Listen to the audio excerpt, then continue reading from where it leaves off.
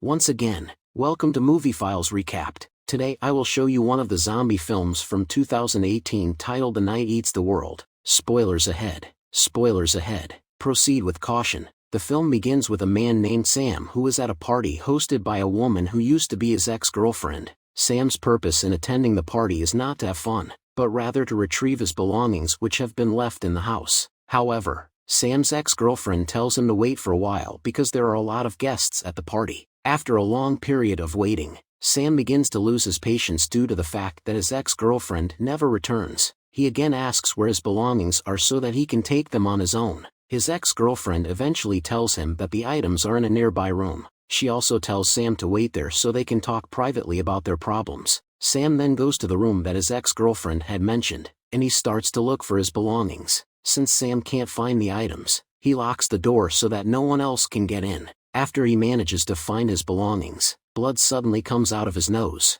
forcing him to take a rest for a while. While Sam is sleeping, we can hear a scream from outside of the room. The next day, when Sam has just woken up, he intends to return to his house with his belongings, but when he comes out of the room, he is shocked by the fact that the entire place is a complete mess. In addition, there's blood splatter all over the place. Sam tries to check outside of the room, but he discovers that people, including his own ex-girlfriend, have turned into zombies. After witnessing all of these horrific events, Sam tries to maintain his composure and begins to consider how he will survive the zombie attack. He can hear a strange noise from the floor below and he is startled by a gunshot, which shatters the floor of his room. Sam tries to check it and it turns out that the gunshot was fired by someone who had shot himself. He breaks through the floor and goes down to find out what is really going on there. Sam then realizes that this man committed suicide after shooting his own wife who is turned into a zombie. He immediately takes all the food supplies along with the person's weapon. After that, he goes out to close all the doors to ensure that no more zombies would enter the building.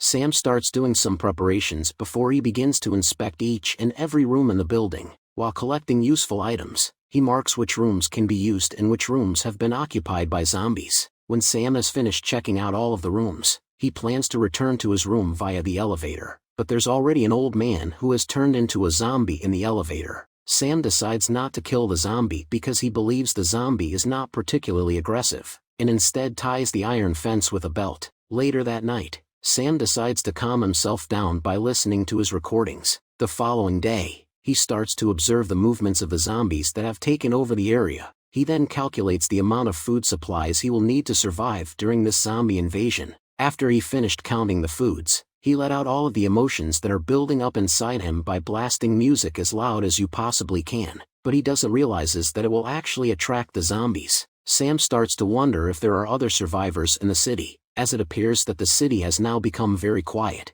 like a dead city. After a few days have passed, Sam spends his time entertaining himself by playing music, exercising, shooting zombies, and other activities. Without any friends or someone still alive, he could die of boredom and despair that haunt his mind. After that, he is about to throw away the corpse that is downstairs because the stench starts coming into his room. However, because Sam can't bear to throw the corpse away, so he keeps the grandparents' bodies in a room and seals the hole in the door so that no more stench escapes. When Sam is cleaning himself, the water unexpectedly runs out, forcing him to find another way to fulfill his water needs. Later that night, while Sam is sleeping, he is startled awake when the zombies outside manage to break through the door and bite him immediately. Well, it turns out to be just a nightmare that Sam has had numerous times. The following morning, he tries to calm himself down by exercising while listening to music. Aside from that, he has frequent conversations with his zombie grandfather, whom he refers to as Alfred.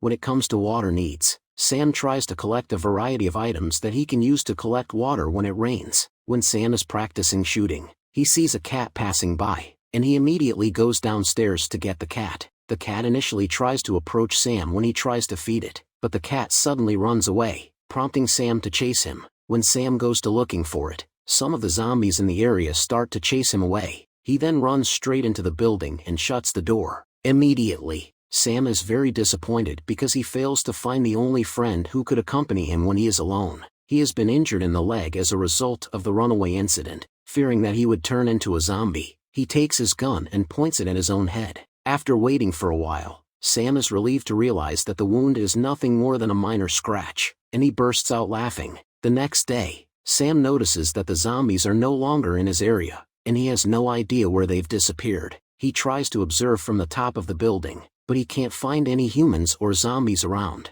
Since the weather is getting cold, Sam goes back into the house to take a hot bath to warm up his body. It appears that Sam is starting to feel lonely because he is left alone in the city. He plans to leave from there, but he is too scared at this point, so he gives up his plan. He expresses his emotions by scolding the zombie Alfred. Sam then starts to play his drums so loudly that the zombies who had previously been missing are now begin to come over to him. This hopeless, boring life slowly makes Sam start to lose control of his own mind. In that state of emptiness, he no longer knows how to console himself. In the middle of the night, he wakes up to the sound of something outside, and he tries to shoot the door. When Sam approaches it, he realizes that it is not a zombie, but someone who has survived the zombie attack. Sam then takes the woman into the house and attempts to save her, since this is the first time he has met someone who is not infected. The next day, Sam is happy when he sees that the woman is still alive. The woman named Sarah, and she says that she has survived by moving from one building to another. It turns out that there are still a lot of people who have managed to survive in the same way as Sam.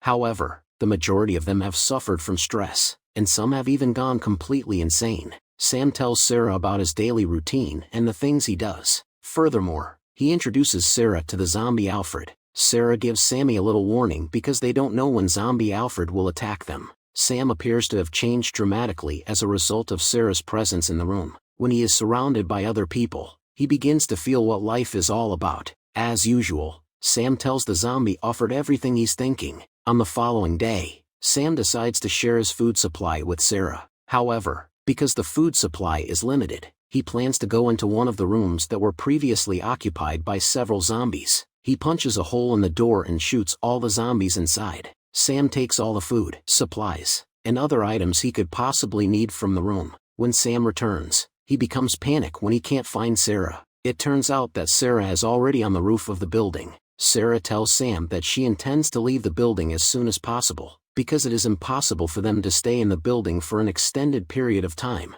They will never know if there are people out there who have survived and built a safe shelter for them. Therefore, Sarah prefers to go there rather than having to wait in this house without any certainty about the future. Sam tries to convince Sarah to stay with him, since he is actually too scared to do so. Sarah then claims to. It turns out that everything he had experienced with Sarah was a hallucination. It was later discovered that Sarah had never woken up since the incident that night, because she had actually died. Sam is very sad when he has to accept the reality. After conducting a funeral for Sarah, Sam goes through her belongings in her bag. He then found out that Sarah has been married, but it seems that Sarah's entire family has died from the zombie outbreak, with only Sarah remaining alive after that. He decides to take Sarah's advice and burns all of the recordings he had been using to entertain himself. Just as he is about to leave, he remembers that he needs to get zombie Alfred out of the elevator. It seems zombie Alfred doesn't want to bite Sam and simply walks away. Sam is startled by the sound of a fire alarm, which caused by a smoke from the recording he had previously burned. As a result, the zombies on outside are drawn in and they are able to break into the building. When Sam notices this, he tries to fight the zombies,